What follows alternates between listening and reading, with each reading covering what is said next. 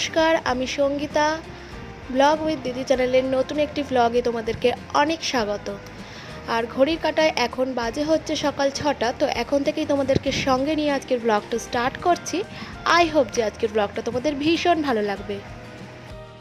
আর সকালবেলা ঘুম থেকে উঠেই ঠাকুর প্রণাম করে চলে যাই একদম এই গাছগুলোর কাছে। সকালবেলা উঠে মনে হয় যে কখন গাছগুলোকে দেখব আর সুন্দর করে সাজিয়ে ওদের পরিচর্যা করব, না হলে যেন সকালটা ঠিকঠাক শুরুই হয় না। আর এরপরে চলে আসলাম দেখো ঘরের কাজে। তো ঘরটা মুছে নিয়ে ডিঙ্কাকে তুলবো আর তারপরেই ওকে রেডি করাবো। যদিও আজকে স্কুল নেই, তবু কিন্তু নিস্তার নেই, কারণ সকালে রয়েছে ওর ক্যারাটে। তা সেই জন্যই ওকে সকাল সকাল উঠতে হবে আর রেডি হয়ে ছুটতে হবে আমাকেও। আর এরপরে চলে আসলাম দেখো উঠোনটা ঝাড় দিতে। তো যেহেতু সকালবেলা বেরোতে হবে, তাই জন্য সকাল সকাল ঘুম থেকে উঠেই প্ল্যানিং করে নিলাম যে কোন কাজটার পর কোন কাজটা করব। স্টেপ বাই স্টেপ করলে কিন্তু অতটা অসুবিধা হয় না, আর সময় মতো কাজগুলো কিন্তু হয়েও যায়। আর ঘরদোরের সঙ্গে সঙ্গে উঠোন ঝাড় দেওয়াটা তোমাদেরকে দেখাই, এটা যেন মনে হয় না দেখালেই নয়। কারণ দেখো ঘরদোর পরিষ্কার শুধু রাখলেই হবে না, বাইরেটাকেও পরিষ্কার রাখতে হবে।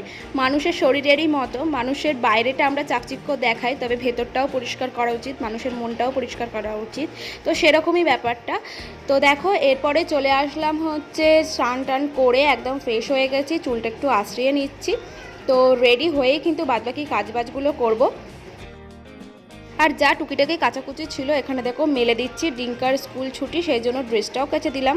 যদিও প্রত্যেক দিনই ওর ড্রেসটা আমি কেচে দিই, তবু আজকে যেহেতু সানডে, তাই জন্য আর কি সকাল সকাল ড্রেসটা কেচে দিলাম।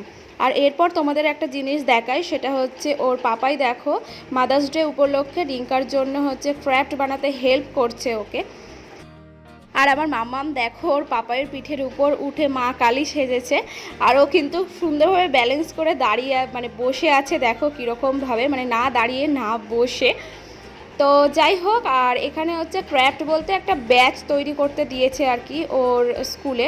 তো সেটা হচ্ছে মাম্মিকে গিফট দিতে হবে, তো সেটাই আর কি তৈরি করতে হেল্প করে দিচ্ছে ওর পাপাই। তো কেমন হয়েছে তোমরা কিন্তু জানিও। আর এটা পুরোটাই কিন্তু একদম হ্যান্ডমেড, মানে কাগজ কেটে কেটে তৈরি করা হয়েছে, বাইরের কিছু দিয়েই নয়। তো এরপর দেখো চলে আসলাম কিচেনে। আজকে করব হচ্ছে সয়াবিন।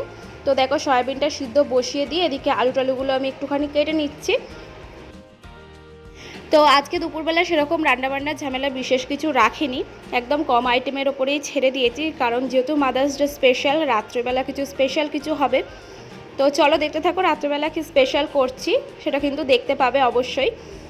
ভিডিওটা স্কিপ না করে তোমরা দেখতে থাকো। আর এখানে দেখো করব হচ্ছে বেগুন ভাজা। তো বেগুন ভাজা খেতে কিন্তু ভীষণই ভালো লাগে। আর বেগুন ভাজার সময় কিন্তু আমি চিনি আর নুন দুটো একসাথেই মাখিয়ে ভাজা করি, নাহলে কিন্তু আমার খুব একটা টেস্ট লাগে না। আর আজকে যেহেতু ওর পাপায়ের ছুটি রয়েছে, সেহেতু গাছের পরিচর্যা করতে বসে পড়েছে কিন্তু ওর পাপাই। তো আজকে যেন মনে হলো কি একটা কাজ আমি করিনি। তো যেটা আমার কাজ সেটা আজকে ওই করে দিয়েছে। যেগুলো হলুদ পাতা ছিল সেগুলো কেটে সুন্দর করে, আর গোড়াটাও একটু ভালো করে খুঁচিয়ে দিয়েছে। আর বেসিক্যালি ও গাছটা নিয়ে বসেছিল, মানি প্ল্যান্ট গাছটাকে ও চাইছে যে উপর দিকে তুলতে। তো সেই কারণেই হচ্ছে ওগুলোকে লাঠি দিয়ে দিয়ে ভালো করে বেঁধে দিচ্ছিল, যাতে করে নিচের দিকে নুয়ে না পড়ে। আর এখানে যে গাছগুলো তোমরা দেখছো, এই দেখো টগর ফুল গাছ, তারপরে বেল ফুল গাছ, যেগুলো তোমরা দেখলে এগুলো কিন্তু ও নিজেই বসিয়েছে আর সুন্দর ফুল হয়েছে। তো যাই হোক দেখো এরপর খাওয়া দাওয়া সেরে একটুখানি বাইরের দিকে বসলাম, আর ঝড় উঠেছে, বেশ ভালোই লাগছে। দেখো ঝড়টাও উপভোগ করছি বাইরে বসে বসে, সুন্দর হাওয়া দিচ্ছে আর কি। বাইরের এই মিষ্টির হাওয়াটা পাওয়ার পরে কিন্তু ঘরের ওই পাখার হাওয়া একদমই ভালো লাগে না। তো মাদার্স ডে স্পেশাল গিফট আমার ছেলের কাছ থেকে পাওয়া, ভীষণ খুশি হয়ে গেছি আমি আজকে। আর ওকেও তো রিটার্ন কিছু দিতে হবে, তো ভাবলাম পোলাও আর মাংস করে তাহলে ওকে খাওয়াই।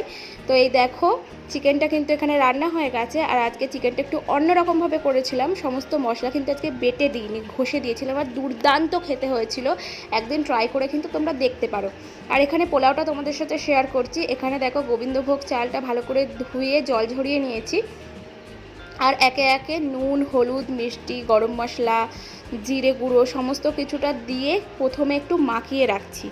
আর তারপরে রান্না করার সময় কিন্তু যেটা লাগবে সেটা অল্প অল্প পরিমাণে দেব। তো প্রথমে মাখিয়ে রাখলেও কিন্তু বেশ ভালোই টেস্ট হয়। আর এখানে কিন্তু কাজু কিশমিশটা ভেজে আমি আলাদা করে তুলে রাখবো। আজকে রান্না করতে গিয়ে দেখলাম যে কাজুটা একদমই অল্প রয়েছে, তো কি করা যাবে, তো কিশমিশটাই বেশি করে দিলাম, যদিও কিশমিশটাই আমার ছেলের ভীষণই ফেভারিট। আর এরপরে দেখো গোটা গরম মশলাগুলো একটুখানি ভেজে নিচ্ছি, আর এর সঙ্গে দিয়ে দিলাম একটুখানি আদা বাটা। তো এরপরে কিন্তু আমি ওই ম্যারিনেট করে রাখা চালটাও এর ওপরে দিয়ে দেব, দিয়ে কিছুক্ষণ নাড়াচাড়া করে, আর যদি কিছু নুন বা মিষ্টি অ্যাড করতে হয় সেটা কিন্তু পরিমাণ মতন তোমরা অ্যাড করে দিতে পারো। তো আমি যে পরিমাণে দিয়েছিলাম আমাকে আর পরে অ্যাড করতে হয়নি, পুরো ঠিকঠাকই ছিল।